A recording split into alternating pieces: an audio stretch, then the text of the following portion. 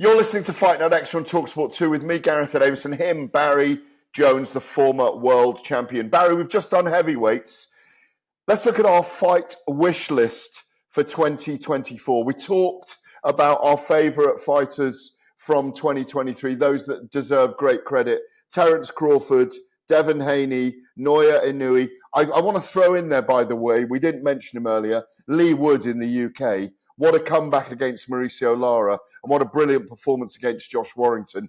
And he's always going to be a crowd pleaser. I'm going to throw it out there, a fight I really want to see in 2024, and it helps your guy, Cardiff, Diolch, is Joe Cordina against Lee Wood in Cardiff.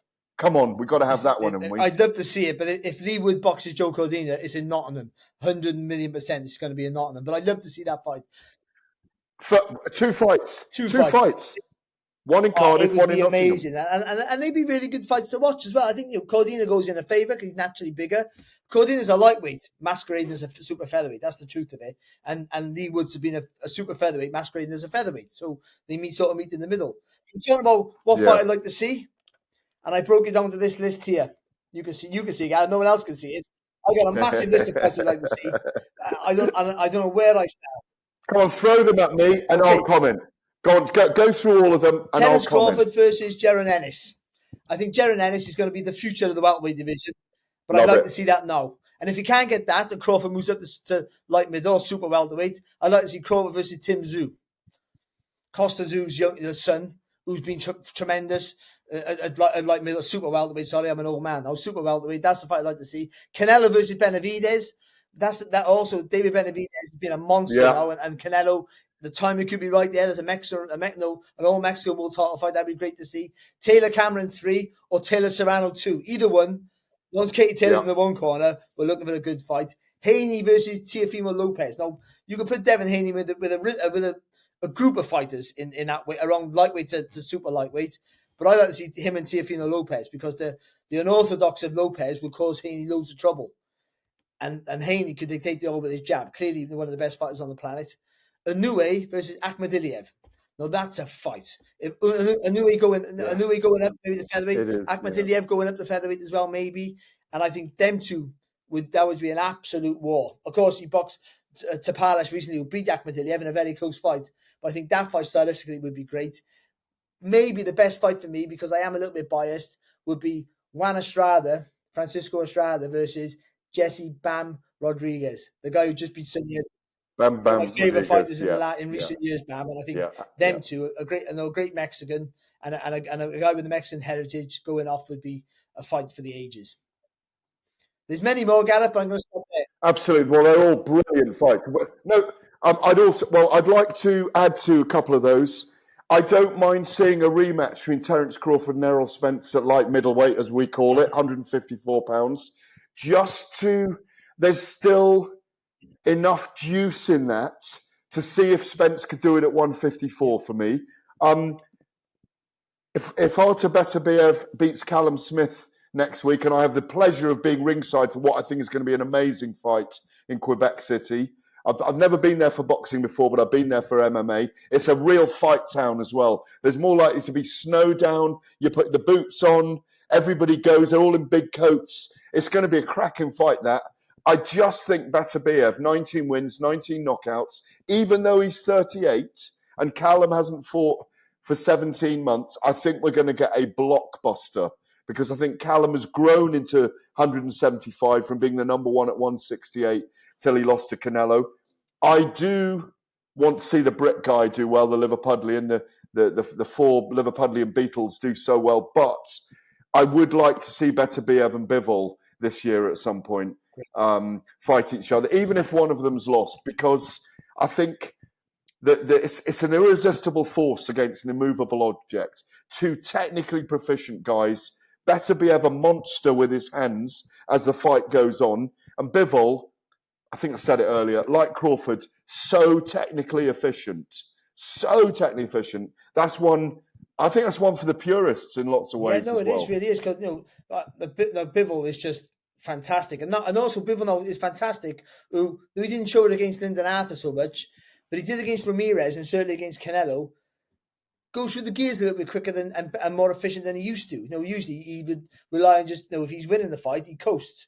But now he's starting to put his foot on the pedal a bit more. And again, against BETERBIEV, he'd have to be on point because there's a danger factor. Any shot can hurt you. Any shot can put you to sleep at any time in any round. And that's always a worry. A guy who, don't matter if he's getting outboxed or he can be put on his heels now and again, BETERBIEV, but it doesn't matter because he has the power to finish you. And 19 wins and 19 KOs will suggest that. I got another fight for you, which would be a great fight.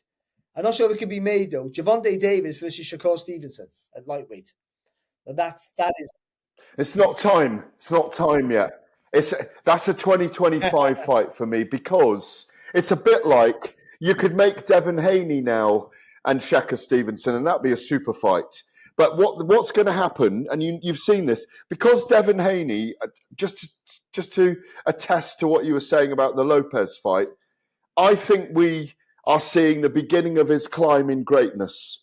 And physically, when you're with him now, he's filling out, isn't he? He's only 24, for God's sake. He's starting to fill out. He's got a massive chin and jaw, neck, back. He hasn't got the biggest legs. He can go up to 147, maybe 154 eventually. And what I think he'll do, he'll stretch Shakur Stevenson to come up and fight him at welterweight eventually, just to give him those advantages. Because I've long held this view, yes, Gervonta may beat Shakur, but there's times when I think Shakur is the best of all of them. Potentially, I think skill-wise, he probably is the best on paper. But I mean, it takes more than that. It takes a lot of discipline, and he showed in his last fight that he wasn't as good as we've seen in the past. I do agree with you. No. Devin Haney. When I saw Devin, the first time I've seen him in the flesh was in Riyadh, and if you would have told me he was a welterweight. He looked big. He looked like a middleweight. He looked massive. I would. If you told me he was a welterweight, I wouldn't believe you. So he's huge, and so he's made struggle to make the weight. But I'm not a fan for marinating. I'm like, because we obviously we've seen more fight. We grew up in sort of like in love with fights in the 80s where people would box at 22 and 24. The fights were made then, and it doesn't hurt your career. I mean, they go on to be great fighters with defeats, and I think. Them two now, those guys there, like they had as a lightweight, it's sort of crossing over from lightweight to super lightweight now. But they can still have a great rivalry. These 4, maybe 5 fighters, and be remembered forever for the joy they've given us if they all fight each other. And I think a few of them are boxed already, but I think with Haney certainly, Shakur Stevenson and Gervonta Davis, who doesn't forget, he's maybe the biggest star. Right now in America, I would say, you can say Haney's Well, because he's the bad boy. Because he's the bad boy. And also, not so much now. You see, he's investing in his community all of a sudden.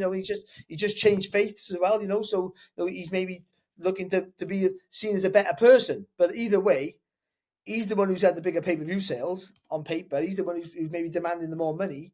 So no, but what I mean is America has always loved the bad boy. They loved Mike Tyson. They love the guy that's a bad boy that can deliver. Listen, he will go through transformation. There's no doubt about it. I remember when he came here and fought, I think it was Ryan Walsh he fought, wasn't it? Liam. And like he could barely speak to Liam. He could barely speak to the media at that point. He was like 20. He couldn't speak to the media. Floyd was there with him. Floyd did a lot of talking for him. We sat down. Obviously, we know he's from that area where The Wire, if you haven't seen it, go and watch The Wire, the first one, set in Baltimore. And that is the hood he grew up in, children's homes, around cousins that were even acting in that series, around drugs, around the nasty rock and roll that exists there. The great thing about him is, like Floyd as well, they go bad. They go bad guys go good eventually, and it draws the attention of the public. And one of the other reasons, Barry, given that sway of huge, all our American friends, for those listening, all our American friends that work in the media, that work in broadcasting, they all say that we're in a halcyon period over here at the moment, aren't we? Because we've got stuff going on in here. There's always big crowds, and we've got the Middle East, which is drawing us as well. Over in America, I think they really need those guys to be in super fights at the moment, because those are the 5, 6, 7 guys, that kind of weight division, or those 2 or 3 weight divisions that really can create steam in America. We've lost HBO and Showtime this year. Those are the fights that need to be made in America to make America great with boxing. Yeah, well, ironically, even though TV stations are getting rid of boxing. I think the fighters themselves are really showing up, and I think they have a great future. But either way, let's just see these fighters box each other. I think 2024 potentially can better 2023. Ooh, that'll be big. I've got a massive list. You know, like your list of fights. I started making a list, and I could not believe, honestly, not believe what a year it had been. And I think you said it earlier. You get to about April, and you look back on April, and it's almost like you're looking at 2022 because it's been such a long year. Even just to end with Inouye on Boxing Day is extraordinary.